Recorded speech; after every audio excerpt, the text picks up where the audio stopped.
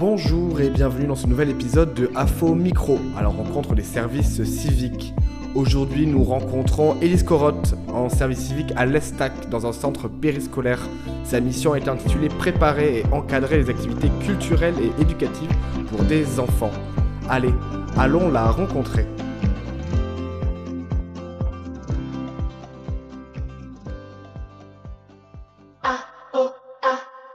Alors bonjour, je m'appelle Élise, j'ai 21 ans et je viens des Hautes-Alpes.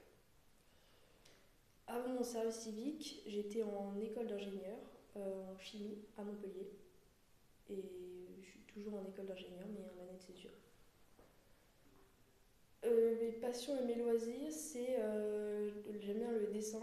J'ai fait plusieurs années de volley et récemment j'ai commencé la boxe. J'aime bien, je fais de la boxe française. Pourquoi as-tu choisi de faire un service civique ? Alors moi j'avais envie de faire une année de césure pour couper un peu mes études.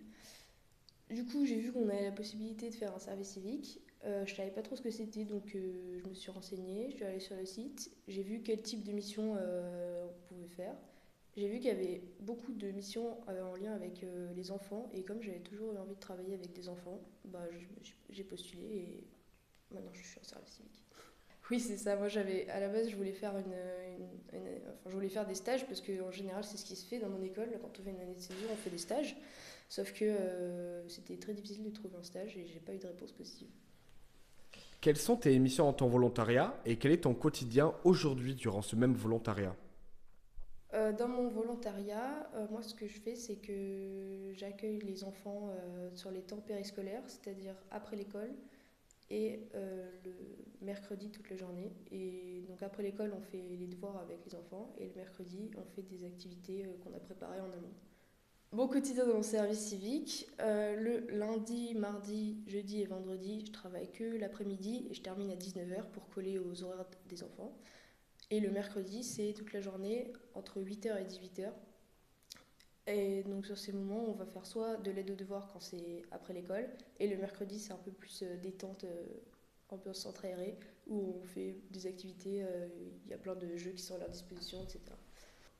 Après mon service civique, ce sera la fin de mon année de césure, donc je vais terminer mes études. Il me reste un an en école d'ingénieur et j'aimerais faire une année en alternance pour essayer de professionnaliser un peu et aussi parce que 5 ans d'études c'est un peu long et j'en ai marre.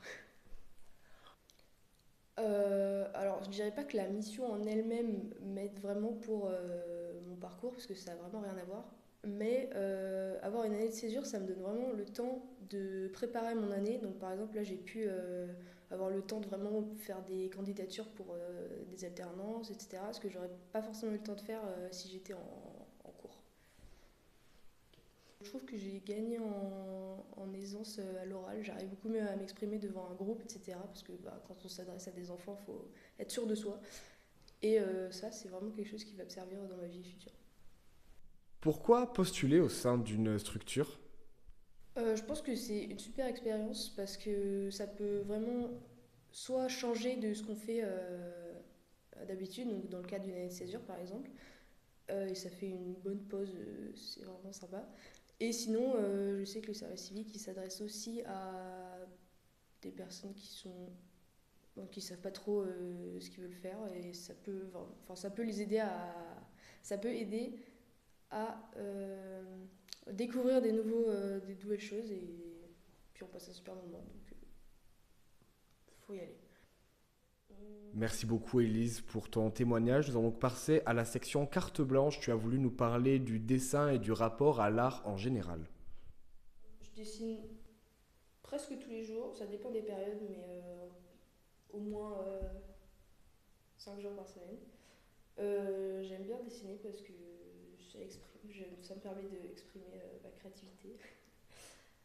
Aussi, ça me détend comme activité. Donc, voilà, c'est le genre d'activité où, quand je dessine, je vois pas le temps passer. Je me dis, ah, mais ça fait déjà 2 heures que je dessine. Du coup, c'est sympa.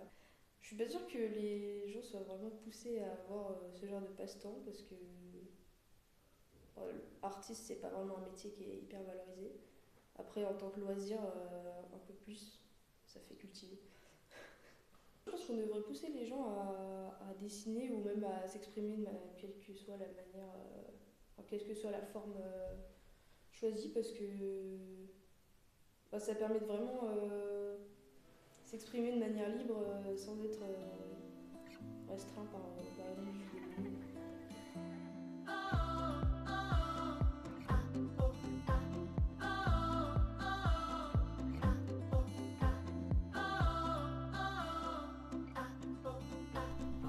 Merci à toutes et tous d'avoir écouté ce nouvel épisode de AFO Micro à la rencontre des services civiques. Merci pour votre temps, merci à Élise et je vous dis à très bientôt. Portez-vous bien.